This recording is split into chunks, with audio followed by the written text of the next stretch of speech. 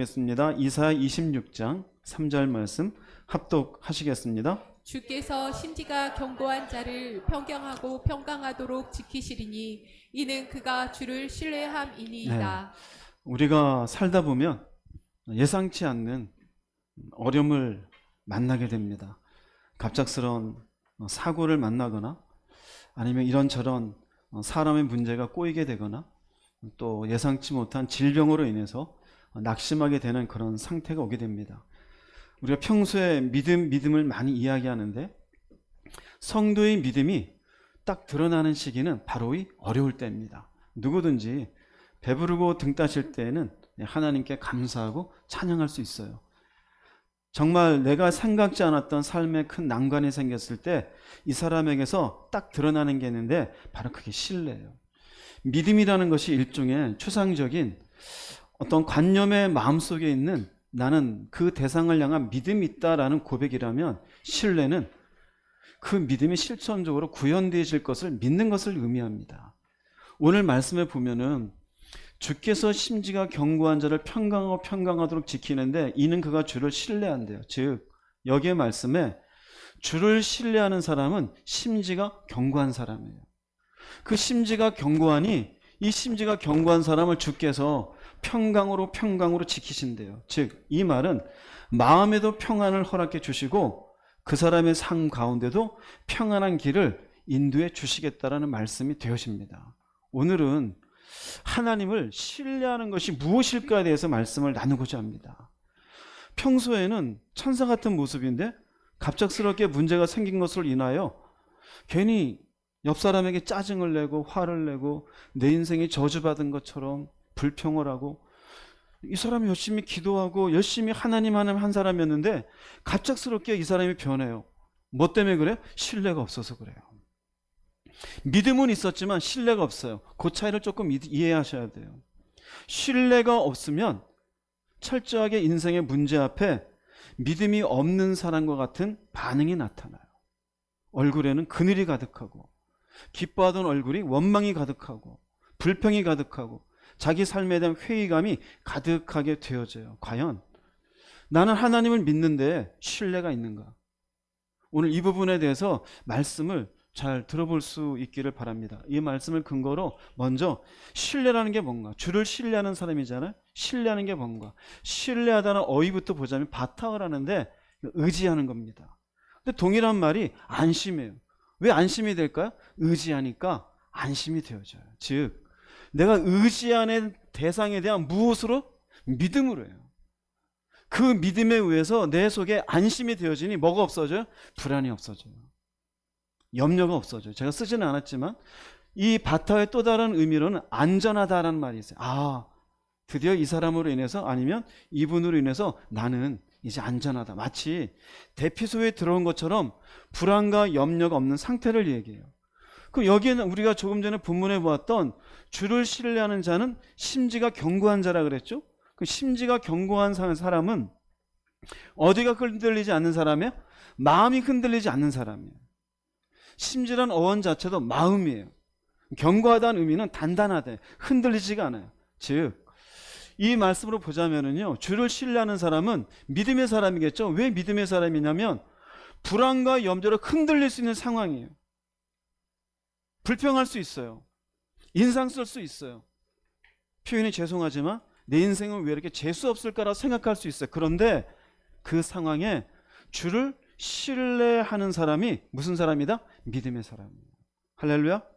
믿음의 사람이에요. 즉 신뢰는 언제 드러나냐면 어려운 상황이에요.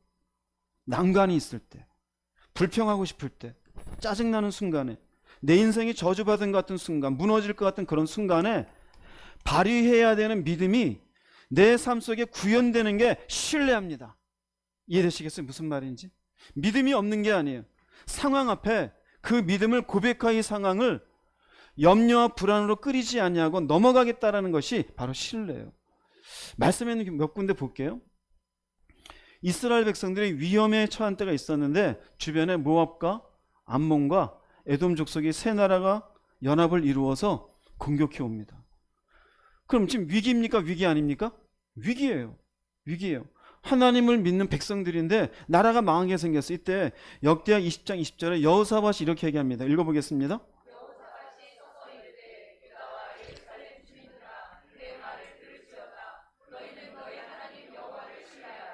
그리하면 경고히 서리라. 예. 지금 전쟁을 앞두고 무너지게 생겼는데 너희 하나님 여호와를 뭐해라? 신뢰하라. 자, 그러면 여기 하나님 여호와를 신뢰하라 그러면 경고히 서리라 이 의미 속에는 이 전쟁 가운데 하나님 뭐 하실 거라는 거예요? 이에 대해서 무슨 말인지 이게 신뢰예요. 즉 내가 평소에 믿는다라는 것이 내 삶의 문제 가운데 내가 가지고 있는 게 아니라 하나님의 방식으로 이 일이 해결될 것을 뭐 하는 거예요? 믿는 그게 신뢰예요. 구체적으로 드러나게 되죠. 잠언서 3장 5절 말씀 읽어보겠습니다. 너는 마음을 다하여 여호와를 신뢰하고 내 명철을 의지하지 말라. 보세요. 여기 여호와가 있습니다. 하나님이죠. 너가 있습니다. 인간입니다. 자, 인생에 문제가 있어요. 결국 인간은 평소에 내가 교회 다니고 믿음 생활하고 기도하고 별걸 별거 봉사가 다 했어요. 근데 문제는 둘 중에 하나예요. 둘 중에 하나. 하나님을 신뢰하느냐 자기 생각을 의지하느냐. 그러면 여기 간단하죠. 신앙과 이 사람은 신앙인이라면 이 사람은 뭘까요? 불신앙인이에요. 평소에 드러나지 않았던 이 사람의 믿음의 상태가 딱 드러나요. 그러면 신앙과 불신앙의 차이는 딱 나옵니다. 어려운 상황에서 하나님이 일하실 것을 뭐 하는 것과 신뢰하는 것과 자신의 생각으로 뭐 하려는 것, 해결하는 것, 이게 차이예요. 이 사람이 믿음이 없었을까요? 물어볼게요. 이 사람이 믿음이 없었을까요? 있어요. 근데 뭐 하지 못해요? 신뢰하지 못해요. 우리는 어디에 매달려 있냐면 난 믿는다 그래요. 그러면서 자기의 생각으로 해결하려고 그래요. 그건 신뢰하지 못하는 거예요. 내가 예수의 십자가를 경험했어요. 하나님의 계신 걸 믿어요. 문제가 딱 생겼어요. 그분이 죽었습니까? 그런데 내 생각으로 움직여요. 무엇이 없는 거예요? 신뢰함이 없는 거예요. 믿음은 있다 없다? 믿음은 있는 거예요. 그런데 불신앙이에요. 자기의 명철과 생각으로 의지해요. 성경에 나오는 너는 마음을 강하게 하고 담대히 하라, 놀라지 말라. 여호수아에게 준 거예요. 여호수아가 위기 가운데 있어요. 도대체 종살이 하다가 40년 광야 생활했는데 어떻게 가나안 땅을 점령할 수 있겠어요? 오히려 점령이 아니라 망하게 생겼는데. 근데 마음을 강하게 하고 담대하라는 뭘까요? 너 나 믿지? 나를 뭐 해라? 신뢰하라는 얘기예요. 신뢰하라는 얘기예요. 요한복음 14장 1절 보면은 너희는 마음에 근심하지 말라. 하나님을 믿으니 또 나를 믿으라 그래요. 하나님을 믿으니 또 나를 믿으라. 마음에 근심하지 말라. 뭐 하라는 걸까요? 하나님을 믿고 나도 믿으니 뭐 해라? 신뢰하라는 얘기예요. 이해됩니까? 교회 안에 믿음은 얘기 많이 하는데 신뢰하지 못하는 사람이 많아요. 자기가 믿는다라는 그 단어는 많이 써요. 근데 신뢰한다는 내 삶 속에 이 문제를 하나님이 일하실 것에 대한 믿음을 가지는 사람은 별로 없어요. 예수께서 십자가 지시기 전에 제자들에게 설교하는 가운데 요한복음 16장 33절에 너희가 세상에서 환난을 당하나 뭐하라? 담대하라 그래. 환난이 있어요. 근데 담대하래요. 왜 그럴까요? 신뢰하라는 얘기예요. 어디 속에서? 환난 속에서. 신뢰는 철저하게 신뢰해야 되는 상황이 있어요. 등 따시고 배부를 때 신뢰가 아니에요. 무너지고 싶어요. 열받아요. 내 인생 왜 이럴까? 왜 갑자기 병이 생겼을까? 왜 갑자기 자동차 사고가 나서 이런 일이 생겼을까? 왜 내 자식은 이럴까? 갑작스러운 문제가 있어요. 그럴 때 내 마음에 들어오는 건 염려죠. 두려움이에요. 근심이에요. 그런데 그 순간 내가 평소에 하나님을 믿었던 그 믿음이 이 상황 속에 하나님이 일하실 것을 내가 신뢰하는 거예요. 그래서 상황은 어렵고 두렵지만 신약적으로 표현하면은 너의 염려는 가지고 있지 말아라. 너는 누구한테 맡겨라? 하나님께. 베드로전서 5장 7절 말씀 읽어보겠습니다. 너희의 염려를 다 하나님께 맡기라. 이는 그분께서 너희를 돌보심이니라. 이게 구체적인 표현이에요. 맡기라는 의미는요, 에피립토인데요, 던지다예요. 나한테 염려가 있어요. 상황이 어려워요. 돈 문제가 있고 사람 문제가 있고 질병 문제가 있어요. 근데 어떻게 하라는 거예요? 에라 던지자예요. 그럼 나한테는 이게 있어요, 없어요?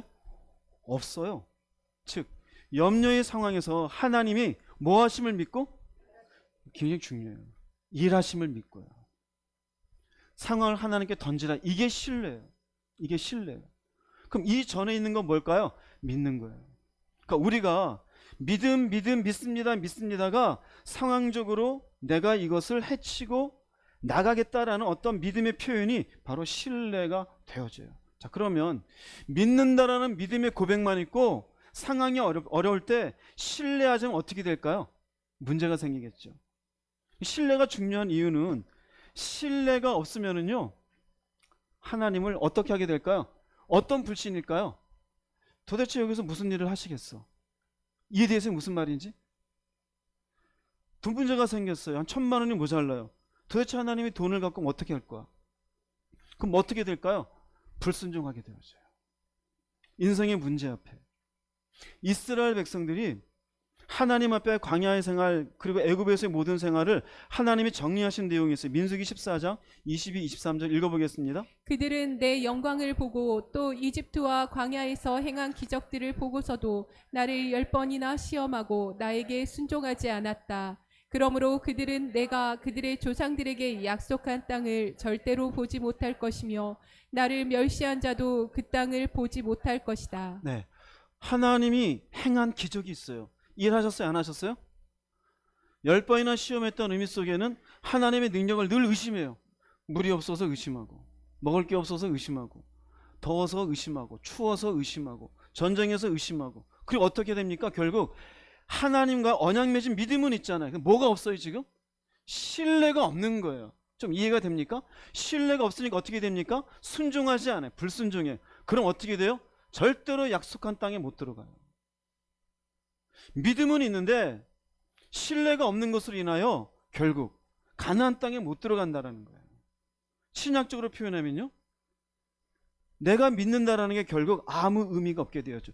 요 내용을 놓고 히브리서 3장에 표현한 것이 있어요. 신약적으로 3장 18절 19절 말씀 읽어보겠습니다. 하나님께서 안식처가 될 약속의 땅에 들어가지 못할 것이라고 누구에게 엄숙한 선언을 하셨습니까? 이것은 불순종한 사람들에게 하신 말씀이 아니었습니까? 그래서 우리는 그들이 믿지 않았기 때문에 약속의 땅에 들어가지 못한 것을 알 수 있습니다. 이 사람들은 하나님을 믿었어요? 안 믿었어요? 근데 그 믿음이 아무 효력이 없는 거예요. 즉 우리가 평소에 믿습니다여도 인생에 어려운 문제가 생겼을 때 신뢰함으로 그분 앞에 순종하지 아니하면 결국 너의 믿음조차도 아무것도 아닌 게 되어져요. 약속의 땅에 들어가지 못했다라고 2번이나 이야기해요. 우리에게도 마찬가지. 신뢰가 중요한 이유는 내가 아무리 믿는다 얘기해도 신뢰로 하나님께 나아가지 않으면 우리의 궁극적인 목표 천국에 못 들어가요. 교회 안에도 보면은 믿는 얘기 많이 해요. 그러나 막상 문제가 생겼을 때 신뢰하지 못하는 사람이 얼마나 많은데요. 이해는 해요. 인간적으로 아프니까, 지금 당장 사고가 생겼으니까, 가정에 지금 돈 문제가 생겼으니까. 그런데 어떤 사람은 그 가운데서도 묵묵히 하나님을 신뢰해요. 그런데 그렇게 열심히 기도하고 주여주한 당신은 왜 하나님을 신뢰하지 못해요? 그건 하나님의 편에서 보자면 너는 나를 믿지 않았기 때문이라는 거예요. 이에 대해서 무슨 말인지 이걸 보다 분명하게 해준 얘기가 있어요. 주님의 말씀에 마태복음 7장 18절 20절 읽어보겠습니다. 좋은 나무가 나쁜 열매를 맺을 수 없고 못된 나무가 아름다운 열매를 맺을 수 없느니라. 아름다운 열매를 맺지 아니하는 나무마다 찍혀 불에 던져지느니라. 이러므로 그들의 열매로 그들을 알리라. 굉장히 순리적인 얘기죠. 좋은 나무는 좋은 열매 맺고 나쁜 나무는 나쁜 열매를 맺죠. 근데 아름다운 열매를 맺지 못하면 결국 찍혀 불에 던져져요. 이런 말씀이 있는데 도대체 여기 무슨 말일까? 이 뒤에 보면은요 21절 말씀은 나더러 주여주하는 자마다 천국에 들어갈 것이 아니니라. 다만 아버지의 뜻대로 행하는 자라. 뜻대로 뭐하는 자라? 행하는 자라 들어가리라. 즉 하나님의 말씀에 순종하는 것이 열매와 관계가 있다 없다? 있다라는 거예요. 조금 지나서 24절에 가면요, 이게 지금 마태복음 5장 6장 7장은 산상수훈이에요. 산상수훈 전체를 정리하시면서 이 열매 밑에 그리고 24절 말씀에 그러므로 내 말을 듣고 행하는 자는 그 집을 반석에 집을 지은 지혜로운 사람 같다라는 거예요. 즉 내 말을 듣고 뭐한 사람? 행하는 사람이에요. 그러면 여기에 열매라는 건 뭘까요? 이 열매라는 건 말씀에 뭐 한 걸까요?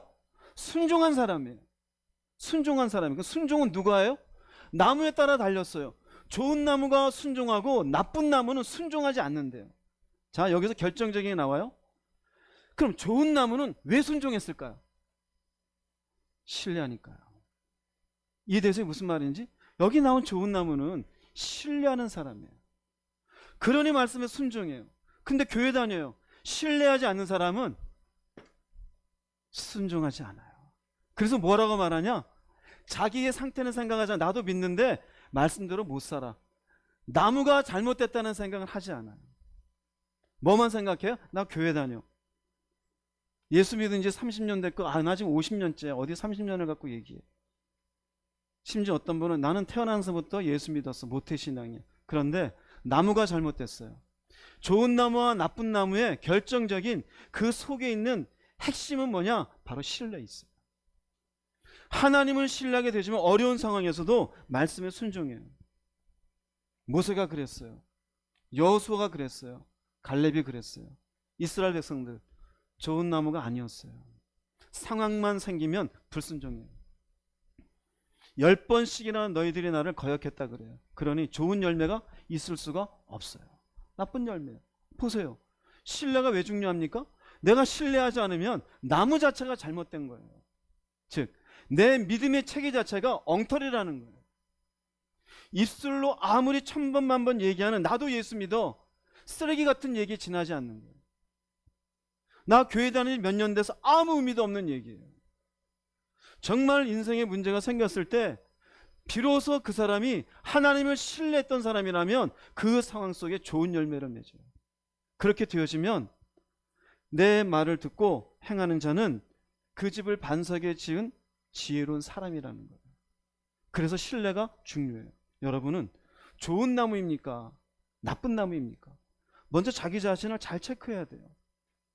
나쁜 나무가 착각할 수 있어요. 형식만 가지고. 그러나 하나님 얘기해요. 사람의 외모를 보시지 않냐고. 각 사람 행위대로 심판하신 이를 너희가 아버지라 부른즉 너희가 나그네로 지낼 때를 두려움으로 지내라. 우리의 외모를 보고 네가 어느 교회 몇 년 다녔구나. 성경 공부를 얼마 했구나. 그래 성경 묵상을 네가 열심히 했었지. 그것 보는 게 아니에요. 그 속에 하나님을 어떻게 신뢰하는지를 봐요. 하나님을 왜 신뢰해야 되는지는 여러 가지가 있겠죠. 오늘 주제대로 내 인생의 문제를 만났을 때 이 문제 속에서 과연 내가 신뢰해야 될 이유가 무엇인가? 조금 전에 말씀드렸지만 하나님은 놀고 계신 분이 아니에요. 하나님의 살아계심을 믿으십니까? 그분이 지금 모든 만물을 주관하고 계심을 믿으십니까? 잘 믿으시죠? 그럼 여기에서 구체적으로 뭘 믿어야 되느냐? 하나님이 일하고 계심을 제발 좀 믿으시기 바랍니다. 일하심을 믿어야 돼요. 요한복음 5장 17절 말씀 한번 읽어보겠습니다. 예수께서 그들에게 이르시되 내 아버지께서 이제까지 일하시니 나도 일한다. 여기 아버지는 하나님이에요. 나는 누구일까요? 예수님이셔요. 예수님이 이 말씀 요한복음 5장에서 베데스다 연못 옆에 있던 38년 된 병자를 고쳐주어요. 근데 이 병자를 고쳤을 때가 안식일이었어요. 안식일날 병자를 고친 걸로 인하여 많은 유대인들이 와가지고 항변을 합니다. 왜 안식일날 병자를 고쳤냐 안 고쳤냐. 딱 한마디 하셔요. 아버지가 일하시니 나도 일한다. 즉 무슨 의미일까요? 아버지도 우리를 위해 일하고 계시고 나도 죽어가는 자를 위해서 일해 주었다 이거예요. 자, 오늘 아침 해가 떴어요. 누가 일하신 걸까요? 여러분들이 오늘 저녁에 어디 가서 맛있는 걸 드실 거예요. 그 먹을 수 있는 능력은 누가 주셨을까요? 하나님이. 여러분이 이 땅에 태어나고 죽는 것 누가 일하고 계신 걸까요? 하나님이셔요. 예수께서 복음서 쭉 보세요. 병자를 고치고 귀신을 쫓으시고 그리고 복음을 전하신 건 누구를 위해서 일하신 거예요? 예, 사람을 위해서요. 그럼 지금도 하나님이 그리고 주님께서는 우리를 위해 일하시지 않을까요? 일하고 계셔요. 구체적으로 지금도 나를 위하여 일하고 계심을 믿으시기 바랍니다. 이건 믿음이에요. 이 믿음이 어디로 표현돼야 돼요? 내가 삶이 어려울 때 일하심을 믿는 믿음으로 그것을 바꿔낼 수 있어야 돼요. 불안한 마음, 염려의 마음 가운데. 시편에 있는 말씀 볼게요. 시편 121편 4절 읽어보겠습니다. 이스라엘을 지키시는 이는 졸지도 아니하시고 주무시지도 아니하시리로다. 시편 121편 8절입니다. 여호와께서 너의 출입을 지금부터 영원까지 지키시리로다. 시편 121편은요.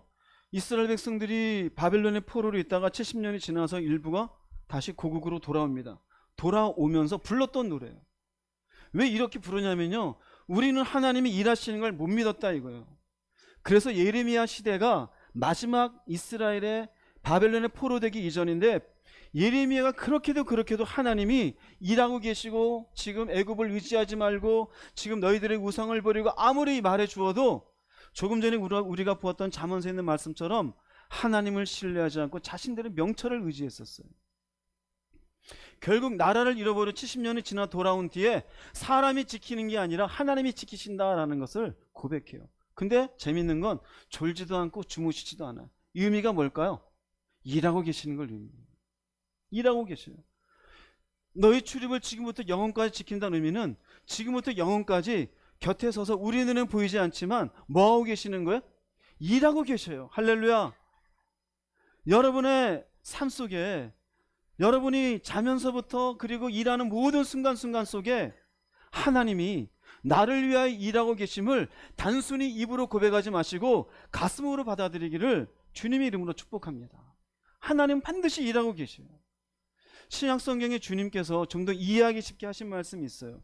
마태복음 6장 26절 읽어보겠습니다. 공중의 새를 보라. 심지도 않고 거두지도 않고 창고에 모아들이지도 아니하되 너희 하늘 아버지께서 기르시나니 너희는 이것들보다 귀하지 아니하냐. 네, 새를 보세요.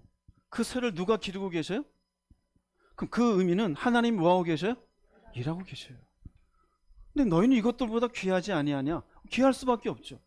우리가 생기를 불어넣어 만든 존재이고 우리를 위해서 죄를 위해서 예수께서 친히 우리 위해 대신 죽어주셨으니 우리가 얼마나 귀해요. 새를 위해서 주님이 십자가 졌습니까? 아니에요.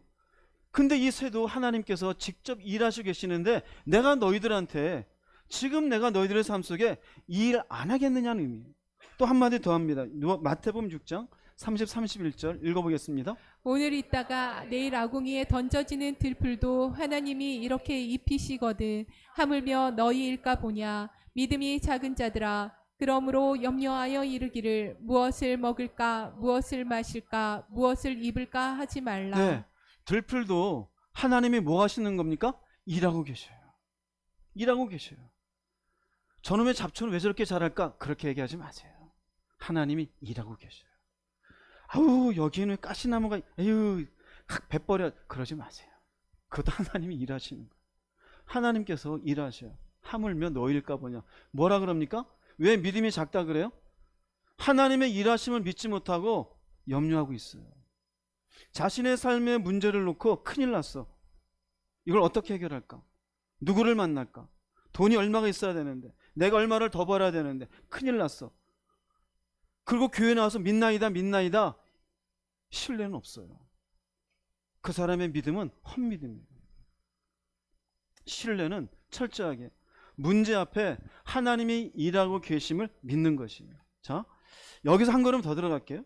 하나님이 일하십니다. 내가 그 일하심을 신뢰하는 게 단순하게 신뢰하는 게 아니라 어떤 방식으로 일하시는지를 여러분들이 이해하면 조금 더 구체적으로 그분을 깊이 신뢰할 수 있을 것이에요. 하나님 일하시는데 하나님은요 우리의 평범한 일상을 통해서 일을 하셔요. 평범한 일상을 통해. 자, 특별한 상황이 아닙니다. 이 의미는 우리는 문제가 생기면 그 문제 앞에 자꾸 뭔가를 만들어내려고 해요. 만들어내려고 해요. 억지로라도. 그런데 그게 아니에요.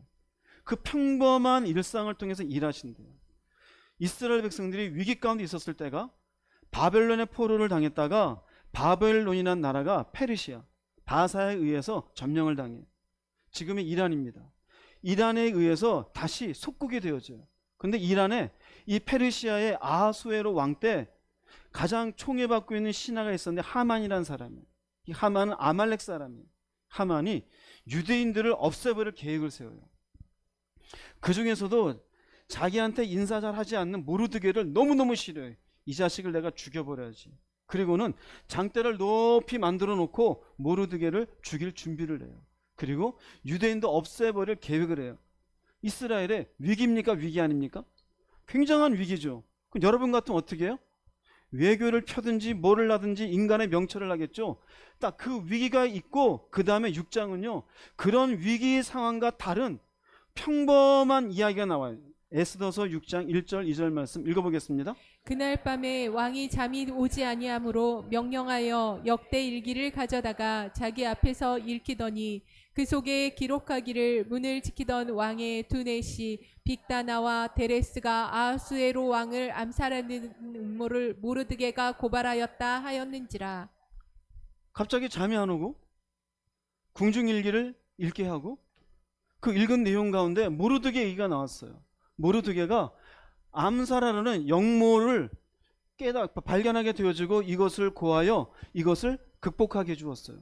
그때는 경황이 없어서 아하수에라가 이 모르드게에게 어떻게 했는지를 몰라요. 그래서 묻습니다. 그때 모르드게에게 뭐 상을 줬느냐? 그런 거 없는데요. 깜짝 놀랍니다. 아니 왜 상을 안 줬지? 그리고는 하만을 부릅니다. 야, 내가 존귀하게 여기는 사람이 있는데 어떻게 하면 좋겠냐? 하만은 자기인 줄 알고 나귀에 태워가지고요 왕복을 입히시고요 온 나라를 다니면서 하나님이 왕이 존귀하게 여기는 자라라고 다 선포하면 됩니다. 그래, 그러면은 하만이 아니라 모르드게를 그렇게 해라. 그 나귀는 네가 끌어라 그래. 입장이 바뀌었어요. 근데 이게 계기가 되어져서 결국 나중에 여러분 에스더서 보면은요 하만이 결국은 모르드게 대신 자기가 만들어 놓은 장대 위에서 죽임을 당하게 되어지고 유대인이 몰살을 당하는 게 아니라 아말렉이 몰살을 당하게 되어져요. 이때 이후로 아말렉은 성경에 더 이상 나오지가 않습니다. 이게 어디에서 시작이 되어져요? 딱 6장 1절 2절이에요. 보세요. 자, 이게 얼마나 평범해. 잠이 안 와서 읽으라 그랬잖아요. 근데 보세요. 하필 그날 밤에 왜 잠이 안 왔을까요? 어젠 잘 잤는데. 그쵸? 어젠 잘 잤어요. 그럼 잠이 안 오면 왕이니까 여러 가지 할 게 있잖아요. 산책을 하든지 아니면 밖에 나가 뭘 하든지. 근데 뭘 공부를 열심히 했다고 역대일기를 갖고 오라 그래요.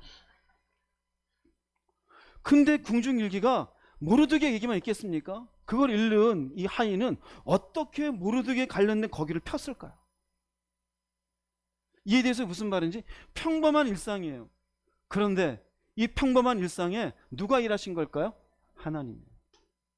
그날 밤 유대인들이 위기에 처한 밤 모르드게가 죽임을 당할 수 있도록 장대가 높이 올라가 있는 그날 밤 하나님이 평범한 일상이에요. 그만 자 임마. 그리고는 신하에게 마음 가운데 궁중일기를 읽을 수 있도록 가져오라 그래요. 그리고 그거 읽는 신하는 자기도 모르게 모르드게를 펴가지고 그걸 읽어주어요. 누가 하신 일입니까? 하나님이에요. 평범한 일상 가운데 하나님이 일하시는 거예요. 이해되세요? 한 군데 더 볼게요. 사무엘상 9장 3절에서 4절입니다. 읽어보겠습니다. 사울의 아버지 기스가 암나기들을 잃고 그의 아들 사울에게 이르되 너는 일어나 한 사환을 데리고 가서 암나기들을 찾으라 하매 그가 에브라임 산지와 살리사 땅으로 두루 다녀보았으나 찾지 못하고 사알림 땅으로 두루 돌아다녀보았으나 그곳에는 없었고 베냐민 사람의 땅으로 두루 다녀보았으나 찾지 못하니라. 네, 사울의 아버지가 암나기를 잃어버렸어요. 암나기는 굉장히 중요한 재산입니다. 순나기는 새끼를 낳지 못하니 어쩌다가 죽어도 그래 뭐 너야 그렇게 효용 가치가 떨어지니 어쩔 수 없다. 암나기는 새끼를 뵐 수 있으니 그 당시는 굉장한 재산이에요. 그 이것을 잃어버렸으니 암나기 들이잖아요. 여러 마리들이에요. 이 가정에 중요한 재산들이 없어졌으니 야 사울아 너 나가서 저기 암나기 좀 찾아봐라. 그런데 여기 가도 없고 저기 가도 없고 찾아도 없는 거예요. 찾다가 숲땅이라는 곳에 갔는데 저녁에 해가 져서 사울이 야 이제 돌아가자. 아버지가 오히려 걱정하겠다. 그런데 같이 간 사환이 얘기합니다. 여기 지금 숲땅인데 여기 선지자가 있습니다. 선지자에게 찾아가서 한번 물어봅시다. 그래? 그럼 물어보자 하고 들어갑니다. 들어가는데 거기에서 소녀들을 만나요. 소녀들을. 그곳에 살고 있는 그 소녀들에게 여기에 선지자가 있다며 예, 있습니다. 어떻게 하면 만날 수 있냐? 설명을 해줍니다. 9장 13, 14절 읽어보겠습니다. 당신들이 성읍으로 들어가면 그가 먹으러 산당에 올라가기 전에 곧 만나리이다. 그가 오기 전에는 백성이 먹지 아니하나니 이는 그가 재물을 축사한 후에야 청함을 받은 자가 먹음이니이다. 그러므로 지금 올라가소서 곧 그를 만나리이다 하는지라. 그들이 성읍으로 올라가서 그리로 들어갈 때에 사무엘이 마침 산당으로 올라가려고 마주 나오더라. 네, 그 이 얘기를 듣고서 이렇게 그가 먹으러 산당에 올라가기 전에 만나리다, 그를 만날 수 있는 방법을 딱 제시해 주어요. 사무엘이 얼마나 바빠요. 여기도 가서 기도해주고 저기 가서 왕도 만나야 되고, 근데 하필 성경 그러죠, 마침 산당으로 올라가려고 마주 나오더라. 사무엘하고 딱 마주쳐요. 얼마나 평범한 얘기예요? 아무것도 아니죠. 근데 이걸로 인해서 그 다음 볼게요. 사무엘상 9장 17절 읽어보겠습니다. 사무엘이 사울을 볼 때에 여호와께서 그에게 이르시되 보라 이는 내가 네게 말한 사람이니 이가 내 백성을 다스리라 하시니라. 자, 정리해 드릴게요. 사울의 가정에서 볼 때 암나귀들이 갑자기 다 어디 간지 없어진 것, 이거 문제입니까? 문제 아닙니까? 문제예요. 아버지가 염려가 되니 야 빨리 가서 찾아라 그랬어요. 근데 희한하죠? 왜 이 나귀들은 이렇게 멀리까지 갔을까요? 에? 여기저기 찾아다녔잖아요. 주변 동네를. 주인도 없는 나귀들이 한두 마리도 아니고 왜 멀리까지 가요?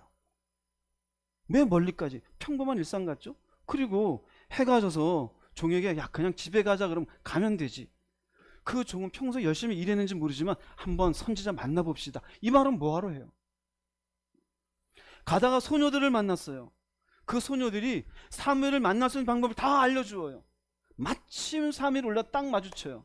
그 마주친 순간 딱 하나님이 사무엘에게 얘기해요. 이 사람이 백성을 다스릴 자다. 사울이 이스라엘 초대왕이 되는 장면이에요. 평범한 일상이에요. 시작은 문제에서부터 시작되었어요. 과정은 평범해요. 누가 일하신 겁니까? 하나님이에요. 인간의 명철만 따지면은 우리는 어떻게 할까요? 별의별 일들을 다 만들었겠죠. 그렇죠? 하나님은 평범한 일상을 통해서 일하고 계시는 거예요. 이 과정을 통해서 하나님이 마침내 네가 사울 집으로 가라라가 아니었어요. 사울이 제 발로 찾아오겠어요. 그리고는 이스라엘의 초대의 왕으로 삼아줍니다. 신약에 있는 말씀 볼게요. 누가복음 7장 11절 12절 읽어보겠습니다. 예수께서 나인이란 성으로 가실새 제자와 많은 무리가 동행하더니 성문에 가까이 이르실 때에 사람들이 한 죽은 자를 메고 나오니 이는 한 어머니의 독자요 그의 어머니는 과부라. 그 성에 많은 사람도 그와 함께 나오거늘. 네, 보세요. 얼마나 평범한 얘기예요. 예수께서 제자들과 함께 가는데 그냥 장례 행렬이 있어요. 장례 행렬. 그럼 장례 행렬이 있구나 끝나면 되잖아요. 근데 바꿔서 얘기하면 과부의 입장에서는 아들 하나 보고 산 거예요. 근데 아들이 죽었어요. 문제 아니에요? 문제잖아요. 남편도 없는데. 그러니 평범하게 보통 사람들 장례 치르듯이 치렀어요. 이제는 무도로 가고 있는 이 과부의 마음은 어떨까요? 허물어지죠. 다 끝났다 그래요. 그런데 하필 이때 누구를 만납니까? 예수님 만나요. 하필 이때. 특별하게 예수님 만나기 위해서 과부가 찾아갔습니까? 제자 중에 누구하고 이렇게 연결하기 위해서 로비를 벌였습니까? 쌀한가마 갖다 주고? 그런 일도 없습니다. 그런데 딱 우연히 만난 이것이 7장 13절 15절에 이렇게 기록되어져요. 읽어보겠습니다. 주께서 과부를 보시고 불쌍히 여기사 울지 말라 하시고 가까이 가서 그 관에 손을 대시니 맨 자들이 서는지라. 예수께서 이르시되 청년아 내가 네게 말하노니 일어나라 하시매 죽었던 자가 일어나 앉고 말도 하거늘 예수께서 그를 어머니에게 주시니. 네, 결국 울지 말아라. 그리고 이 청년을 어떻게 합니까? 살려줘요. 과부의 입장에서는 이게 도대체가 꼬집고 꼬집어도 이해 못할 상황이죠. 망했구나라는 인생이 확 열리는 거예요. 이제는 내 인생은 아무것도 아니구나 그랬는데 갑작스럽게 새로운 인생이 열리는 거예요. 어떻게 됐을까요? 평범한 일상이잖아요. 죽는 가정이 이 집밖에 없습니까? 사실은 여러 가정에 결국은 사람 죽잖아요.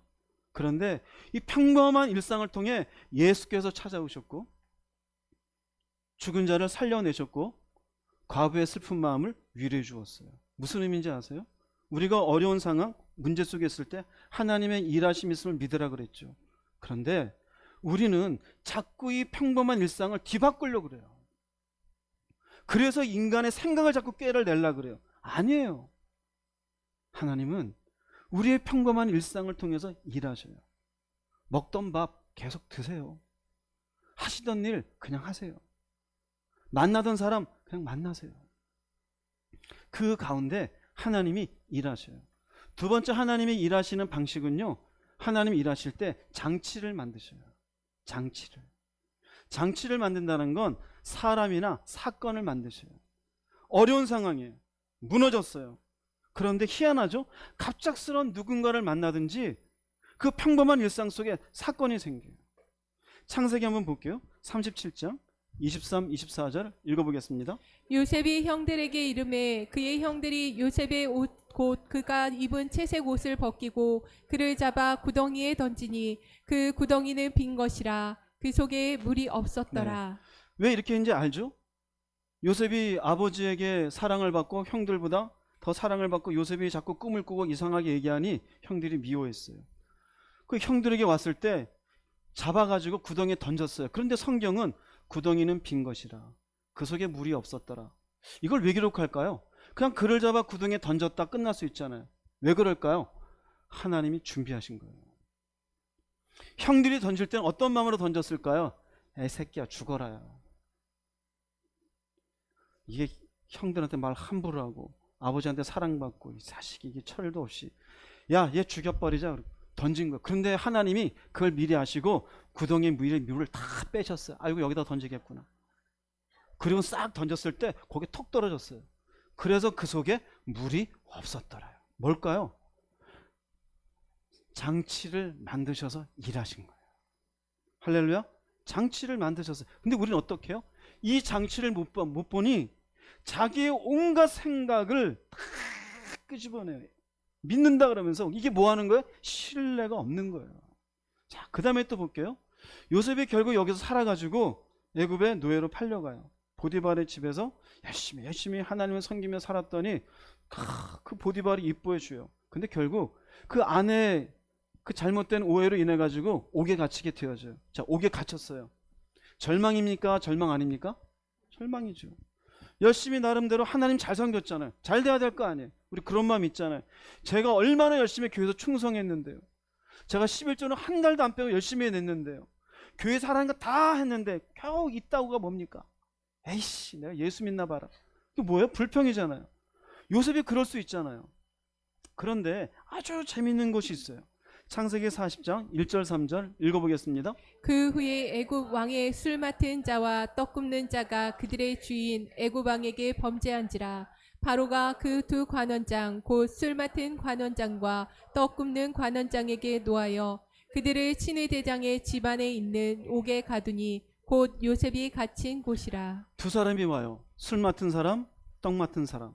근데 이 말씀이 쓰인 걸 보세요. 그 후에요. 어떤 후일까요? 요셉이 옥에 갇혀서 한숨 쉬고 있는 그때예요. 절망할 수 있어요. 그런데 하나님이 딱 이렇게 일하셔요. 이 술 맡은 관원장과 떡 맡은 사람이 꿈을 꿔요. 그 꿈을 요셉이 해석해 주어요. 떡 맡은 당신은 죽을 거예요. 술 맡은 당신은 살 거예요. 나중에 살게 되면 저를 좀 기억해 주십시오. 근데 술 맡은 관원장이 새까맣게 잊어버려요. 2년이나 지나가요. 요셉이란 마음은, 요셉의 마음은 어떨까요? 이 새끼가 기껏 나를 좀 얘기해 달랬더니 얼마나 그래요. 그렇죠? 그런데 2년이 지나서 바로 왕이 또 꿈을 꿔요. 희한한 꿈을 꾸고 나서 이 꿈을 해석할 사람이 없어요. 그때 술 맡은 관원장이 넌지시 얘기합니다. 제가 그때요 옥에 있을 때 꿈을 꿨는데 그 요셉이라는 사람이 꿈을 해석해 주어서 나는 정말 살았고 떡 맡은 사람은 죽었어요. 빨리 불러와봐. 와서 요셉이가 이 꿈이 뭔지 7년의 풍년이고 그 다음에 흉년이 있을 겁니다. 풍년이 있을 때 이걸 준비하시면 애굽에 있는 모든 사람이 흉년에 어려움 당하지 않을 겁니다. 야 기가 막히다. 너 총리해라. 총리가 되어져요. 그 시작점이 어디 있었습니까? 여기 있었어요. 자, 이 말씀 보세요. 죄는 왕에게 졌어요. 그런데 왕에게 죄를 졌으면 왕의 옥에 가둬야 될 거 아니에요. 뭐하러 친위대장의 집안에는 옥에 가둬요? 누가 그렇게 했을까요? 하나님이요. 왕이 옥이 없어서 친위대장한테 얘야 네 옥 좀 빌리자 그랬을까요? 아니에요. 이때 어떤 죄인지 모르시겠지만 술 맡은 관원장, 떡 맡은 관원장 자기 옥에도 두기 싫었던 거예요. 야 너는 저기나 가. 이 마음을 누가 허락했어요? 하나님. 그 둘은 왜 여기 와서 또 꿈을 꿔요? 누가 꾸게 했을까요? 하나님이에요. 무슨 일인지 아세요? 장치를 만드신 거예요. 이 두 사람은 자기는 뭔지 모르지만 요셉을 총리 만들기 위해서 뚝뚝뚝뚝뚝 그리고 들어가서 꿈꾸고 간 거예요. 요셉은 이게 자신의 인생에 하나님이 일하시는 것을 당신은 알았을까요? 몰랐을까요? 당신은 몰라요. 당신은 몰라요. 나중에서야 알게 되어져요. 아, 그래서 그때 하나님이 그렇게 나를 옥에 들어가게 했었구나. 옥에 들어가지 않았으면 총리될 일이 있었을까요? 없었을까요? 알 바 없죠. 왕이 어떻게 저 친위대장 집에 있는 하인이 누군지 어떻게 알겠습니까? 알 길이 없는 거예요. 옥에 들어갔기에 알았던 것이에요. 그럼 그 중간에 요셉의 신앙이 흔들렸습니까? 그렇지도 않았어요. 뭐 했을까요? 신뢰했습니다. 어려운 상황 가운데서도. 그러니 하나님은 장치를 만드셔서 일을 하신 것이에요. 룻기서를 볼게요. 룻기서 2장 3절 말씀 읽어보겠습니다. 룻이 가서 배를 짜는 밭에서 이삭을 줍는데 우연히 엘리멜렉의 친부 보아스에게 속한 밭에 이르렀더라. 네, 이 얘기는 잘 아시죠? 룻이 모압 여인입니다. 나오미와 함께 남편도 잃어버리고 시아버지도 죽고 자기는 동서와 다르게 내가 어머니 모시고 어머니 고향으로 가겠고 하나님을 섬기겠습니다. 그러고 왔어요. 근데 먹고 살 게 없어요. 위기입니까? 위기 아닙니까? 위기예요. 어렵잖아요. 홀 시어머니를 모셔야 되고 먹고 살 것도 없어요. 그러니 어머니가 얘기합니다. 남의 밭에 가서 이삭을 좀 주어라. 왜 이삭을 줍냐면요, 레위기서에 의하면은 객을 위해서, 고아를 위해서, 과부를 위해서 베면서 다 베지 말라 그래요. 먹지 못하는 사람들 위해서 남겨놓으라 그래요. 그 남겨놓은 이삭이라도 너가 가서 주어라. 자, 그런 위기 속에서 가는데 우연이라고 되어 있어요. 우연히. 어디에 가게 됩니까? 보아스에게 가게 되어져요. 이것이 결정적인 만남이 되어져요. 나중에 보아스하고 룻이 결혼하게 되어져요. 이 보아스와 룻이 결혼해서 태어나게 되어서 족보가요, 다윗의 조상이 되어져요. 그리고 그 밑으로는 예수 그리스도의 족보가 되어져요. 보세요. 얼마나 우연입니까 이게? 아니요. 이 보아스는요, 하나님이 만드신 장치였어요. 룻에게는 내 인생이 왜 이렇게 망가졌을까? 남편도 죽고 내 고향에 살지도 못하고 시어머니 모시는 이 어려운 인생을 내가 어떻게 살까? 그러나 영적으로 보자면 결국 룻은 축복의 여인이 되어져요. 왜요? 여기서 보아스를 만나셨으니까. 그 보아스는요, 하나님이 장치를 만든 사람이 되어져요. 더 재밌는 데를 볼게요. 다윗 얘기입니다. 다윗이 사울 왕의 쫓김을 당하면서 다윗을 따르는 사람들과 그 따르는 사람들의 부녀자들, 자녀들, 아내들을 이렇게 살 수 있도록 거주를 만들어 놓은 곳이 시글락이라는 곳이에요. 그런데 여기에 잠깐 다윗이 자리를 비운 사이에 여기에 아말렉, 아까 나왔던 그 하만의 족속들이 아말렉에 와가지고 부녀자들을 다 납치해 갑니다. 그리고 약탈을 하고 불태워버렸어요. 사람들이 막 원망을 합니다. 다윗이 사람들을 모아가지고 아말렉 사람을 쫓아야겠다고 나가는데 동서남북 어디로 가는지 알 길이 없잖아요. 근데 가다 보니 이런 일을 만나게 돼요. 사무엘상 30장 11절 12절 읽어보겠습니다. 무리가 들에서 애굽 사람 하나를 만나 그를 다윗에게로 데려다가 떡을 주어 먹게 하며 물을 마시게 하고 그에게 무화과 뭉치에서 뗀 떡이 하나와 건포도 2송이를 주었으니 그가 밤낮 사흘 동안 떡도 먹지 못하였고 물도 마시지 못하였음이니라. 그가 먹고 정신을 차리매 한참 지금 아내들을 찾고 부녀자들을 찾아야 되는 그 바쁜 와중에 이 광야에 아무것도 못 먹고 거지처럼 기진맥진한 사람 하나를 만나요. 이 사람을 무시하지 않냐고, 그래 너도 떡을 먹어라, 힘 좀 내라. 이 사람이 누군지도 모르고 일단 먹여주었어요. 그러고 난 뒤에 이 사람이 넌 도대체 누구냐? 일종의 정체성을 물어봅니다. 30장 13절 말씀 읽어보겠습니다. 다윗이 그에게 이르되 너는 누구에게 속하였으며 어디에서 왔느냐 하니 그가 이르되 나는 애굽 소년이요 아말렉 사람의 종이더니 사흘 전에 병이 들매 주인이 나를 버렸나이다. 알고 봤더니 이 사람이 아말렉 사람의 종으로 있었어요. 애굽 사람이에요. 근데 병 들었다고 아말렉 사람이 버린 거예요. 광야에다가. 이걸 누가 만났어요? 다윗이 만났어요. 묻습니다. 그럼 이 아말렉 사람 어디 갔는지 아느냐? 알다마다요. 내가 이 자식들이 어떻게 다 압니다. 나 따라오십시오. 그리고 이 사람이 앞에 길을 인도해서 아말렉 사람들이 모여서 기분 좋게 흥건하게 취해 있는 순간 가가지고 다윗이 그들을 치게 되어지고 납치됐던 부녀자들을 다 데리고 오게 되어져요. 생각해 보세요. 이 사람은 어쩌다가 저기 가서 종이 됐을까요? 애굽 사람인데. 병은 왜 든 거예요? 병 들었다고 이렇게 또 버립니까? 우리가 조금 전 앞에도 보면은 이 사람이 며칠 동안 먹지 못했다고요? 사흘 동안 먹지 못했으니 다윗이 주는 호의가 얼마나 다윗이 뭐처럼 보였을까요? 막 천사처럼 보이지 않겠어요? 그럼 3일 금식 해본 분 계세요? 3일 금식 후에 먹는 밥은요, 밥도 아니고 죽은요, 부패 저리 가라입니다. 이 사람이 굶은 뒤에 그 바쁜 와중에도 자기에게 호의를 베풀고 먹을 것을 주면서 따뜻한 환대를 해준 걸 얼마나 귀하게 여기겠어요. 이 사람은 하나님이 만드신 장치였어요. 위기 가운데 있었어요. 자신과 자신의 부하들의 모든 아내들이 다 납치됐어요. 애들도 납치됐어요. 심지어 자기를 따르던 사람들이 막 원망까지 했었어요. 그때 다윗은 아무 말 안 하고 찾으러 나왔는데 하나님은 일하고 계셨어요.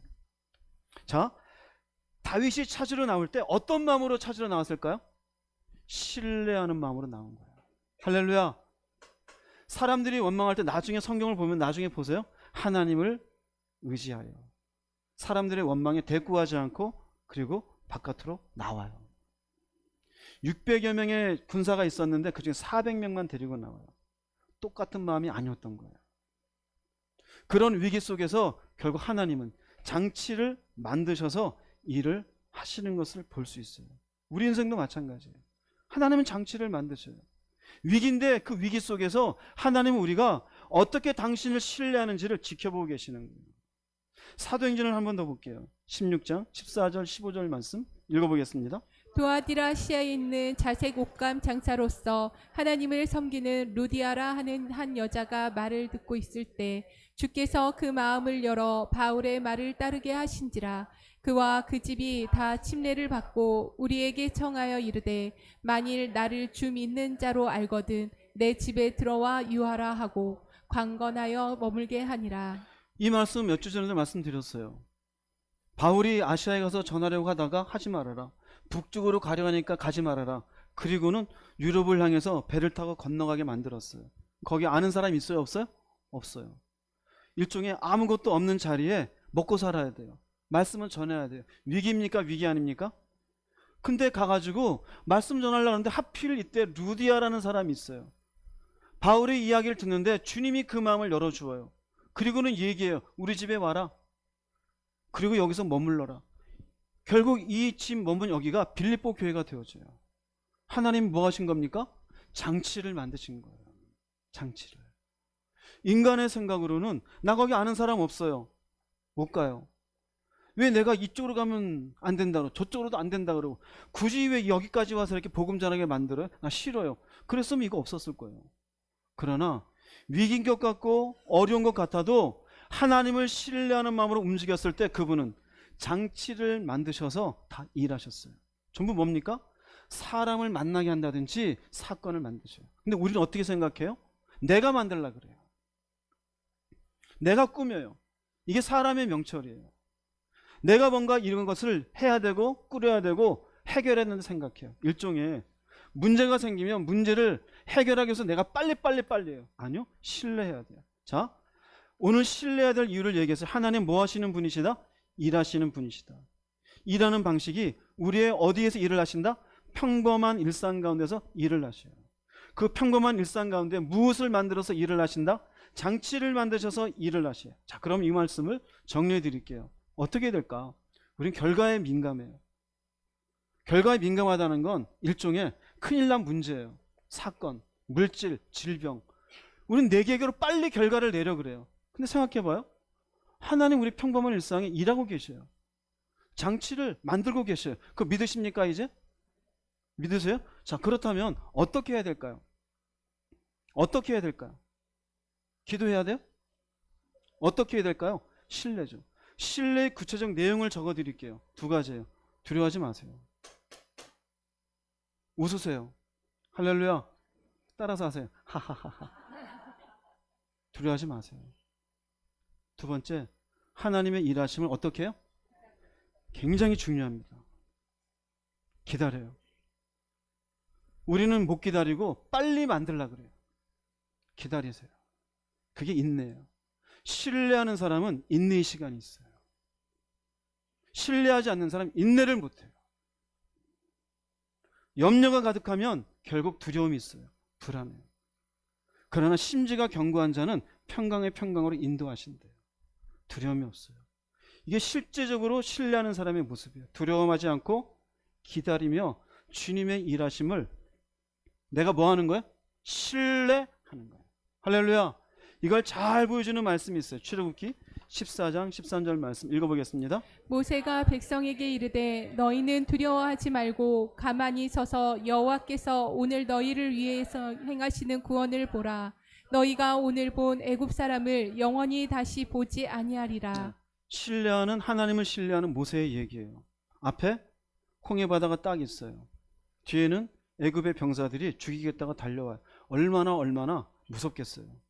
근데 딱 얘기해요. 하나는 뭡니까? 두려워하지 말아라.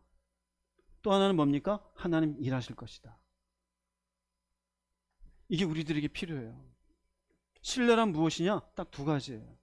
근데 우리는 단돈 30만 원만 없어도 난리 나잖아요. 조그만 질병 하나 걸려도 큰일 나잖아요. 인생은 어차피 가게도 있어요. 죽음을 앞두고 염려하지 마세요. 왜 염려하지 말아야 될까요? 내게 약속하신 곳은 이 땅이 아니에요. 하늘이에요. 1년 뒤에 가나 10년 뒤에 가나 오늘 가나 가는 건 똑같아요. 근데 가면 큰일 날 것처럼 그래요. 그럼 그동안 천국은 왜 바라봤어요? 왜 하나님께 대한 소망이 있었어요? 인생은 어차피 굴곡이 다 있어요. 왜 믿음 생활합니까? 남들과 다르게 살아야 될 거 아니에요. 나는 신뢰하는 마음으로 두려워하지 않습니다. 그러니 성경은 늘 너는 두려워하지 말라요. 염려하지 말라. 하나님이 우리에게 주시는 마음은 두려워하는 마음이 아니에요. 근심하는 마음이 아니에요. 진짜 내가 그동안 기도하며 말씀을 보며 믿음 생활했던 그 증거는 홍해 바다 같이 인생에 커다란 문제가 있을 때 나 두려워하지 않습니다. 이 물에 빠지더라도 하나님은 살아계심을 믿습니다. 이 평범한 일상을 통해서도 하나님이 일하시는 줄로 믿습니다. 당신은 살아계시며 오늘도 나와 함께 하시는 좋으신 하나님인 줄로 믿습니다. 그 믿음이 있기를 주님의 이름으로 축복합니다. 신뢰는 철저하게 인생의 문제 앞에 믿음으로 드러나는 구체적인 내 삶의 표현이에요. 여러분에게 이 모습이 있기를 정말로 주의 이름으로 축복합니다. 결론을 내리겠습니다. 이사야 26장 3절 4절 읽어보겠습니다. 주께서 심지가 견고한 자를 평강하고 평강하도록 지키시리니 이는 그가 주를 신뢰함이니이다. 너희는 여호와를 영원히 신뢰하라. 주 여호와는 영원한 반석이심이로다. 본문 말씀에 신뢰에 대한 얘기가 나왔죠. 4절은 얘기해요. 영원히 신뢰라. 왜요? 그분이 영원한 반석이시니. 왜 반석이라 표현했을까요? 너희들의 인생을 얼마든지 받쳐줄 수 있다 이거예요. 일할 수 있다 이거예요. 우리는 당장의 문제를 바라봐요.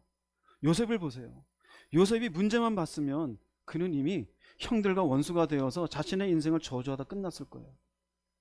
그러나 하나님을 신뢰했기 때문에 노예살이 하면서도 옥살이 하면서도 나중에 총리가 되어 요셉을 만나면서도 모든 공은 하나님께 돌려요. 하나님이 이 모든 것을 행하셨나이다. 근데 우리는 어때요? 신뢰한다가 말은 해요. 믿습니다, 믿습니다 그래요. 근데 조금만 문제가 생기면 심지가 견고해집니까? 불안하고 두렵고 사람 만나고 죽을까봐 두려워하고 망할까봐 두려워하고 안 될까봐 염려하고. 그게 도대체 교회 다니는 사람의, 하나님 섬기는 사람의 모습이에요? 결국 나무가 잘못된 거예요. 신뢰하지 않는 거예요. 여러분의 신앙의 기초를 보십시오. 내 인생은 어디에 서 있는가? 반석 위에 세우시기를 주님의 이름으로 축복합니다. 여러분의 삶에 가지고 있는 것들, 여러분들이 기도하면서 한번 생각해 보세요. 내가 당장 길거리에 나앉아도 하나님을 신뢰할 수 있겠는가? 오늘 내가 병원에 가서 진단을 받아 3개월 뒤에 죽는다 그럴지라도 하나님을 신뢰할 수 있겠는가? 나보다 내 자식이 먼저 소천하고 죽는다 할지라도 나는 그것을 하나님의 뜻 가운데 받아들일 수 있겠는가? 기초를 보세요. 그곳에서 여러분들이 불안하고 염려하며 두려움 속에 절대 그렇게 못하겠나이다라는 건 여러분의 인생이 하나님을 신뢰하는 인생으로 서 있지 못한 거예요. 미신을 섬기는 사람들이 무당에 찾아가서 믿나이다 믿나이다, 그 의미는 뭘까요? 잘 될 줄 믿나이다. 우리의 믿음은 삶이 어렵고 힘들어도 하나님 당신이 일하심을 믿습니다. 살아계신 하나님, 내 인생에 낮아지고 높아지고 관계없이 당신의 하시는 그 일 가운데 내 인생을 맡겨드립니다. 그러면 그분이 여러분들의 평범한 일상을 통해서, 장치를 통해서 당신의 일하심을 여러분에게 보여드릴 것입니다. 두려움에서 일어나시고 여러분들의 삶의 문제 앞에 하나님의 일하심을 기다릴 줄 아는 인내의 성도가 되기를 주님의 이름으로 축복합니다. 기도하시겠습니다.